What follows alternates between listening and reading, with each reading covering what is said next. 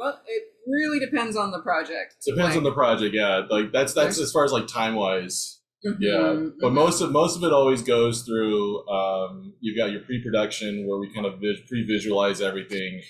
We'll take a look at the script. We'll kind of figure out like, okay, what kind of shots are we talking about? What sort of backgrounds?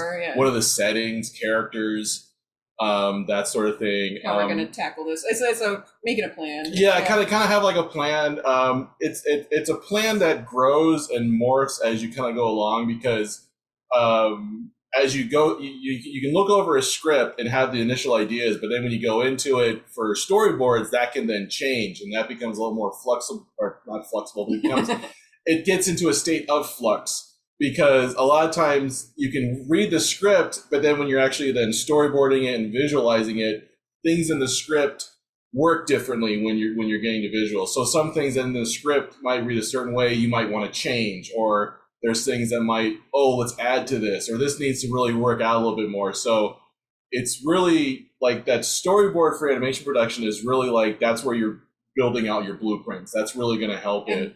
Previs, and previs, because previs is really helpful to do before for the storyboard artists, and that's what we did. That's what we've done for Maxi. We did a lot of previs for just to kind of have like, here's what this character looks like, here's what this character looks like, because we had original designs for all like the main cast, but then there's a ton of secondary characters, a ton of incidental characters that were like, what do these people look like? And we wanted to make sure that when we had the storyboard artists storyboard that was staying consistent. So we're like, okay, here's what we have, here's what idea of what this character looks like. So when you draw them, they're about this tall, they look like this. So that way, once the storyboard is done, it all stays consistent, because the board is your blueprint for everything.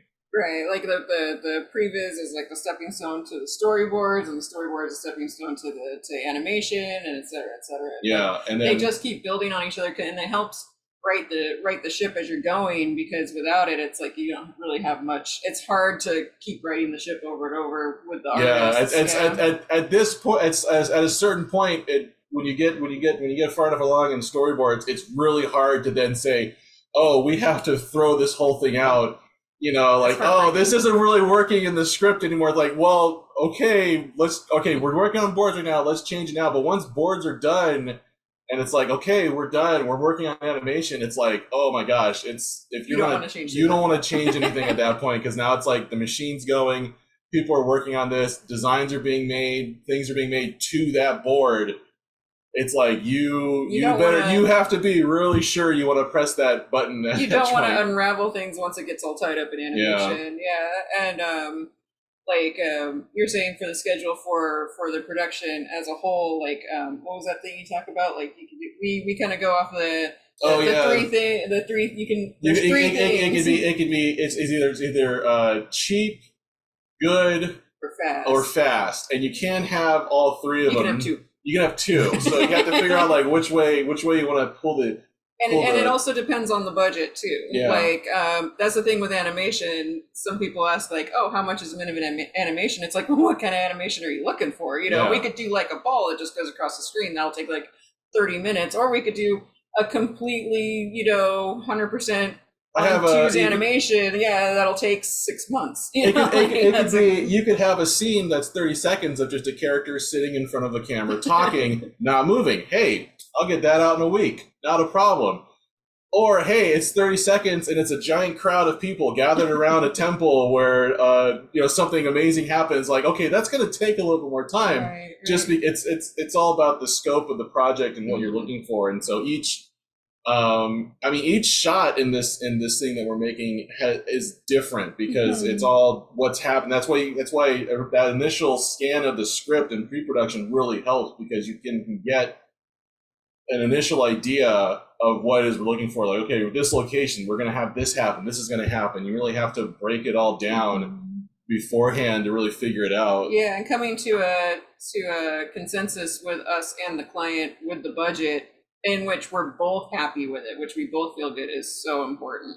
Because if one side isn't happy with it going through the whole project and production, it so much easier falls apart if one side is like angry about it, or thinks it's too much money, or thinks it's too fast. So it's like that first initial like coming together and figuring things out. It's like, how can we make us both happy? It's really important. Yeah, which is why it's so hard to be like very standardized with like how much and how, because it's like, okay, do you want this super quick? Then we got to talk about, that's going to take a lot of our time. Or if you're okay making it a lot longer, we can adjust the team for that. So that'll be, everything is so there's a like lot dependent on that. There's a lot of time management and communication skills and emotional maturity that is needed for producing animation that doesn't usually get talked about. Not a lot of times it's focused on like, how am I drawing my shapes, or can I get this character right, or is my animation fluid? But a lot of times, a lot of good stuff that can make an animation production go wrong